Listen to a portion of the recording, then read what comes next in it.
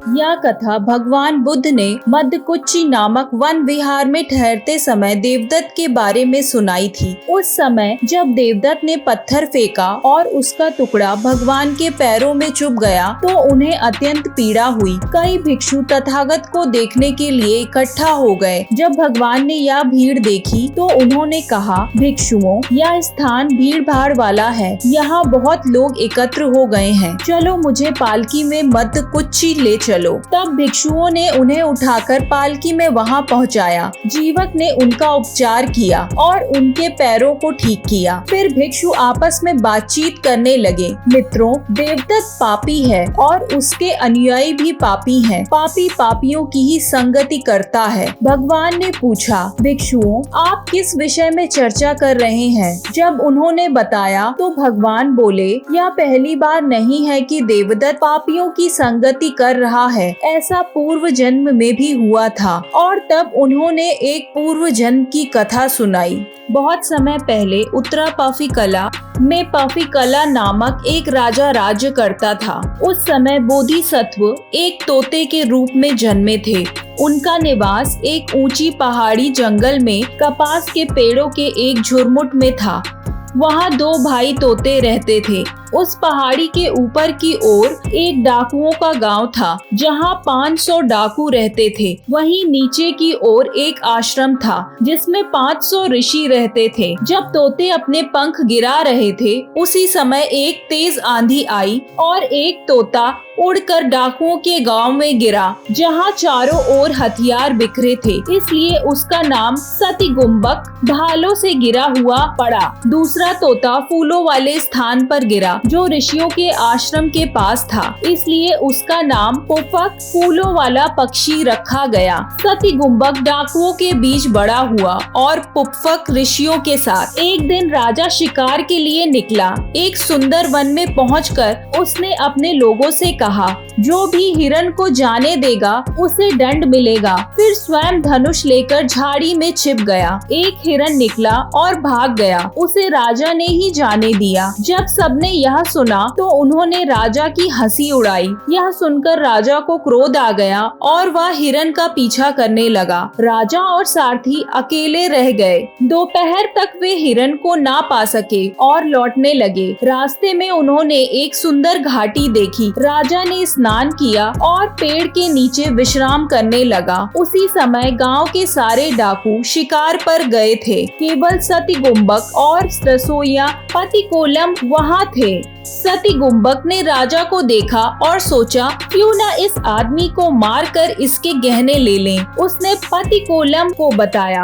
भगवान ने यहाँ 5 श्लोक सुनाए। महान दल के साथ पाफिकला का राजा शिकार को गया। गहरे जंगल में पहुंच गया जहां कोई न था। वहां एक तोता बाहर आया और यह निर्दयी बात कही, एक युवक रथ में बैठा है, बहुमूल्य गहनों सहित। उसके मस्तक पर स्वर्ण मुकुट सूर्य की भांति चमकता है। राजा और सारथी दोनों सो रहे हैं दोपहर में। आओ उन्हें मार डालें और उनके आभूषण ले लें। यह समय बिल्कुल अर्धरात्रि सा शांत है। उनकी हत्या कर दो और ऊपर लकड़ियाँ रख दो।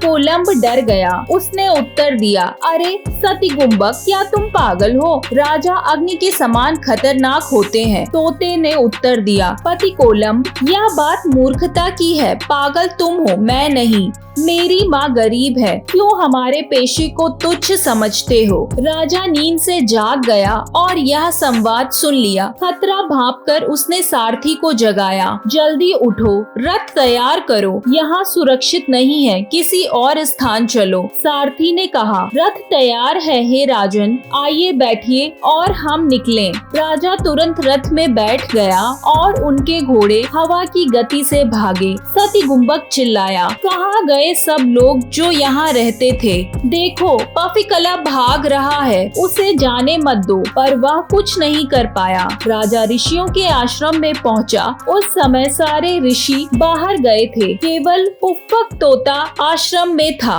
उसने राजा का स्वागत किया। स्वागत है राजन, यह सौभाग्य है कि आप यहाँ आए। हमारे पास जो थोड़े फल पत्ते हैं, कृपया उसे ग्रहण करें। यह जल भी पिएं, जो एक गुफा से आता है। है। सब ऋषि बाहर हैं, मैं पक्षी हूँ, अपने हाथों से दे नहीं सकता। राजा बहुत प्रसन्न हुआ और बोला, ऐसा उत्तम पक्षी मैंने कभी नहीं देखा। परंतु दूसरा तोता तो अत्यंत क्रूर था। वह तो कह रहा था, इसे मत जाने दो, मार डालो। इस आश्रम में आकर ही मुझे शांति मिली।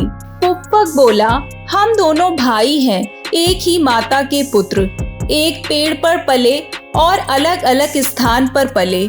सतीगुंबक डाकुओं में गया, मैं ऋषियों में। वे दुष्ट हैं, ये सज्जन, इसलिए हम अलग हैं। वहाँ हिंसा, छल, चोरी सिखाई जाती है। यहाँ संयम, दया, धर्म और सेवा सिखाई जाती है। फिर पुष्पक ने धर्म उपदेश देते हुए कहा, जिसको हम मानते हैं, चाहे वह अच्छा हो या बुरा, अंततः हम उसी जैसे बन जाते हैं। जैसा मित्र बनाओगे वैसा ही प्रभाव पड़ेगा। संगति से व्यक्ति वैसा ही बन जाता है। जैसे जहर लगे बाण के साथ पूरा तरकश जहरीला हो जाता है, वैसे ही बुरे संग से हम भी दूषित हो जाते हैं। सड़ा मछली लपेटो घास में, घास भी बदबू करेगी। इसलिए मूर्खों की संगति भी हमें मूर्ख बना देती है। अगर अच्छी सुगंध वाली वस्तु में कुछ लपेटो, वह भी सुगंधित हो जाती है। वैसे ही समझदार की संगति से हम भी बुद्धिमान बनते हैं। इसलिए बुद्धिमान को बुरे लोगों की संगति त्यागनी चाहिए और सज्जनों की संगति करनी चाहिए। यही स्वर्ग का मार्ग है। राजा इस उपदेश से अत्यंत प्रसन्न हुआ। फिर सभी ऋषि लौट आए। राजा ने उन्हें आमंत्रित किया कि वे उनके बाग में निवास करें। जब राजा लौटा तो उसने तोतों को मारने पर प्रतिबंध लगाया। ऋषि उसके पास आए और उनके उद्यान में रहने लगे। 7 पीढ़ियों तक राजा और उनके वंशजों ने उनका सम्मान किया। अंत में बोधिसत्व वन में निवास करते हुए अपने कर्मों के अनुसार देह त्याग कर स्वर्ग को गए। भगवान बुद्ध ने कथा समाप्त करते हुए कहा, देखो भिक्षुओं, जैसे पहले देवदत्त पापियों की संगति करता था, वैसे ही अब करता है। फिर उन्होंने पात्रों की पहचान की। उस समय देवदत्त था सतीगुंबक, उनके अनुयायी डाकू, आनंद राजा, बुद्ध के अनुयायी ऋषि और मैं स्वयं था पुष्पक तोता। अगर यह कथा आपको प्रेरणादायक लगी हो तो चैनल को लाइक करें, शेयर करें और सब्सक्राइब करें। फिर मिलेंगे बुद्ध की अगली जातक कथा के साथ। जय हिंद।